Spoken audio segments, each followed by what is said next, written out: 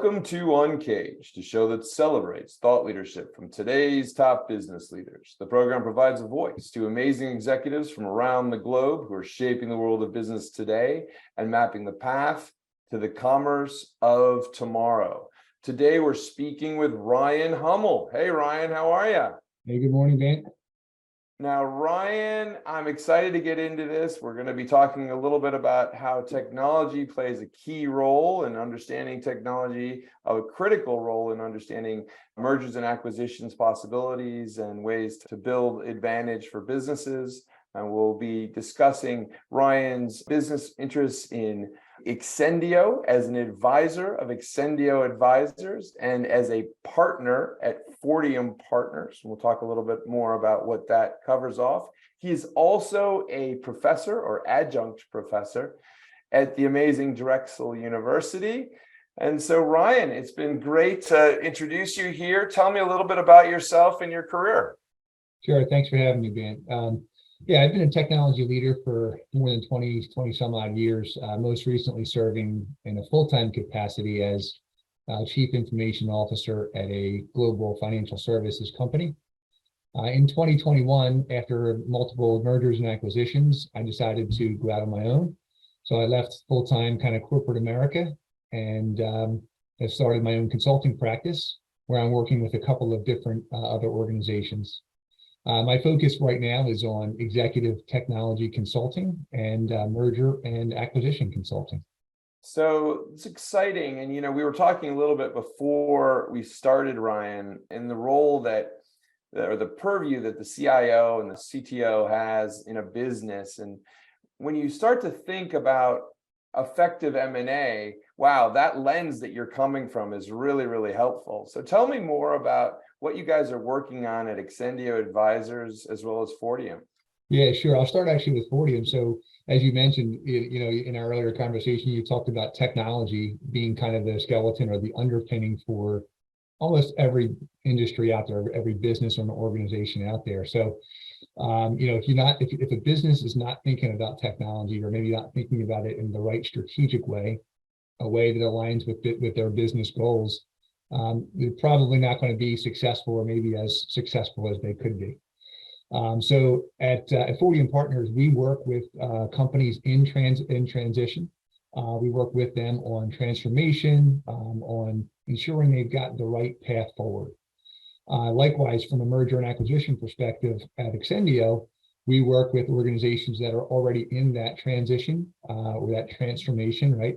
From a leadership or a principal changing hands perspective. So we help them through that journey. And then obviously we help them in the broker process to either exit an organization, or in some cases, we're helping organizations acquire other smaller firms. Yeah. And, it's an interesting moment that we're in right now. What are you seeing out there in terms of the leadership tech needs as well as the M&A trends for businesses in this space? I think the biggest thing from the tech side first is alignment with the business. A lot of times, tech folks are focused on tech, right? They're not focused on the big picture. They're not focused on, I think, in my opinion, the most important thing is the customer experience, right? So that needs to be, your true north at all times. So if the technology leaders in a company are aligned with the business strategy, obviously both, mindsets need to be focused on what's right for the customer. I think that's ultimately what the tech leadership needs to be thinking about. As you think about it from a merger and acquisition perspective, it's similar. Ultimately, who's the customer of the business, and then what's the current ownership's desires? What are they looking to get out of the deal? Obviously, valuation is important, but there's a lot of other things that go into it other than just the actual total valuation and sale of the company. So we're there to kind of be that coach or even that teammate of the leadership team, be it in a digital transformation or in the acquisition process. We're there to walk alongside the folks that are in the trenches and be a help to them.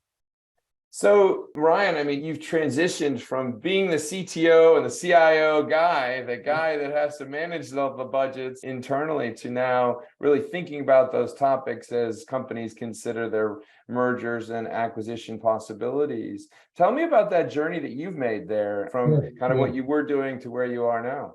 Yeah. So I started my life, my career as a tech guy, and kind of got into, had really cool opportunities around leadership and management and fell in love with that. And then realized I liked the leadership and tech more than the tech part. So the last probably 8 or 9 years of my corporate career as CIO, we went through, I think, 6 different iterations of M&A. In some cases, one case we went from a public company back to a private company when a PE came in and acquired the group. And then we went through a couple different iterations where we went out and bought other companies. We were sold to a new private equity firm. So I really fell in love with that process, where you're trying to determine if two businesses, almost like a dating game, right? Are two businesses, one looking to buy another, is it the right match? And then if it is the right match, okay, let's do the due diligence, let's go through negotiations. And then, okay, here's the actual, close date.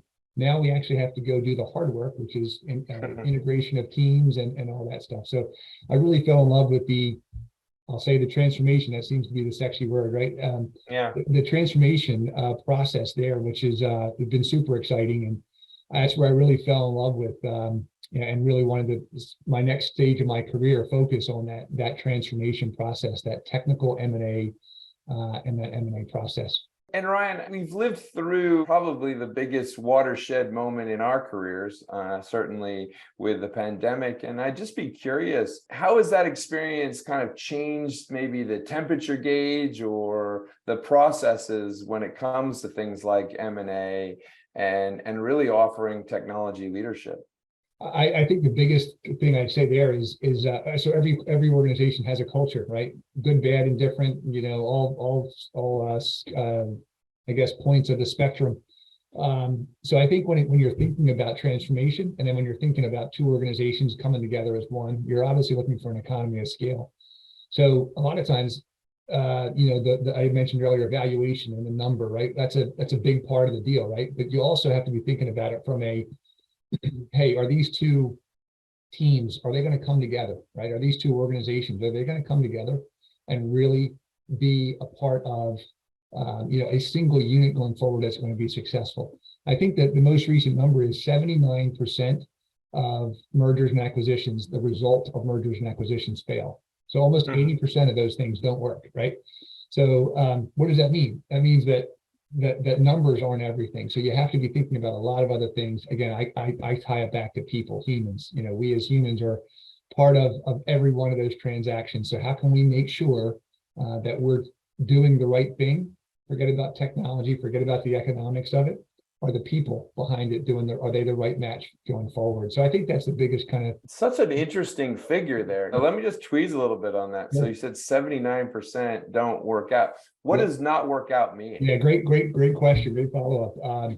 Many times that's judged on valuation, right? So what does if you have a market share of, valuation of $80 million, another company of $20 million. Okay, ultimately you should be $100 million company, right? Economy of scale. Well, hopefully, the owners of the company are hoping for a 10% increase next year. Okay, we should be at 110 million value next year, right?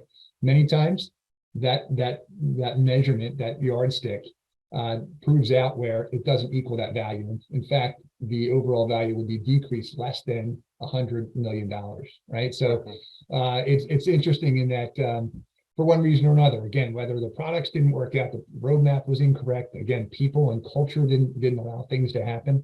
So it's definitely an interesting statistic, and I think it boils down to people. Are you considering them the right thing? You can't just add a bunch of numbers together and assume that's going to work, right? So. It really is quite interesting what you're saying, because I think of how we value companies now tends to be really just a multiple of EBITDA or revenue at times, depends on the business. But in reality, I remember having a course at Kellogg that essentially kind of it was the guy teaching M&A there, and he basically was like, you should never do M&A. Like he started out by basically warning us about that risk of the fact that many of them fail. And then kind of obviously the course was about how do you avoid that. Yeah. And it's fascinating because I think that what I found is there's certain things that really matter when you're building bridges. One of the things that probably doesn't get weighted enough is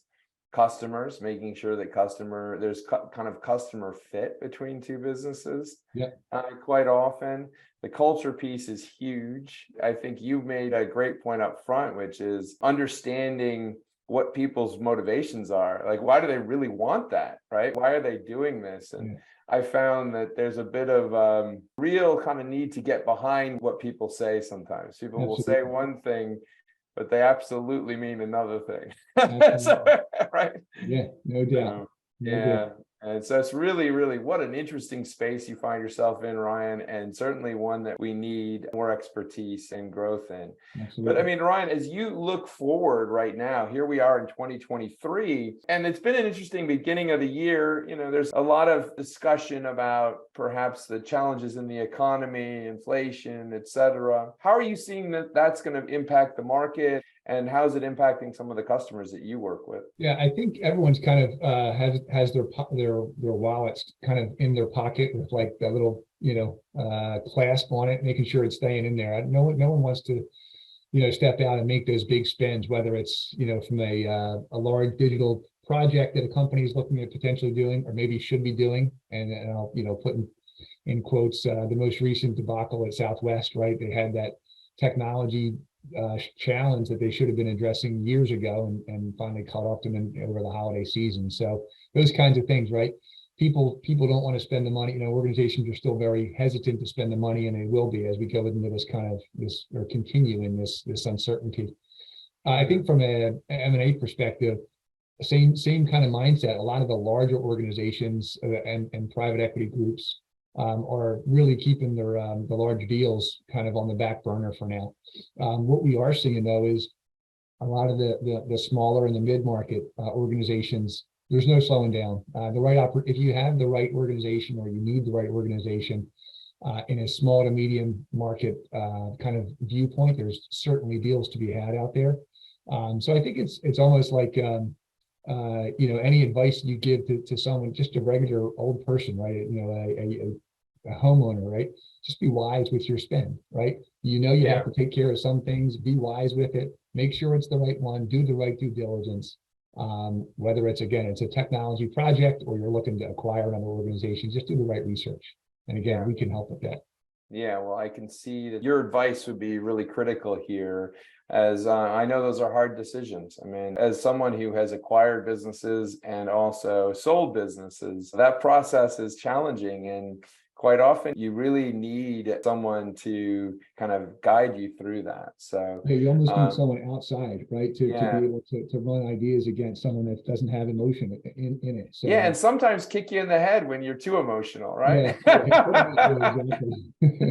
So Ryan, well, listen, it's been great speaking with you. If someone wanted to learn more about what you and the team at Excendio Advisors and Fortium Partners are up to, where's the best place to reach you? Yeah, I mean, obviously I'm on LinkedIn. My cell phone number is listed on there. I'm on both websites for Fortium Partners, just fortiumpartners.com, and Excendio Advisors, which is just excendio.com. So any one of those locations, I'd be happy to dig more into it. Okay. All right. Well, listen, Ryan, thank you so much for being on Uncaged today. We've been speaking with Ryan Hummel. He is a partner at Fortium Partners. He is also an advisor at Excendio and Advisors. And we've been talking really about how Ryan and the team have been applying really technology expertise that they've garnered over their careers to really the M&A and really kind of providing leadership in the technology space for businesses. We're at a moment where that's obviously critical and is the spine of every organization. And so no doubt it is going to be key when you kind of think about how to bring other elements into the mix or combine a business with others. And so, Ryan, thank you so much for your perspective, and we look forward to having you back. Thanks, Brent. Appreciate it. Cheers.